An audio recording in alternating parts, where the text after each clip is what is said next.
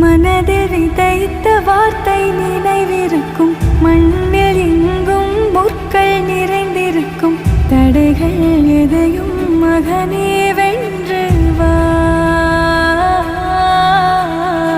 தலையே நிமிர்ந்து பகையை கொண்டு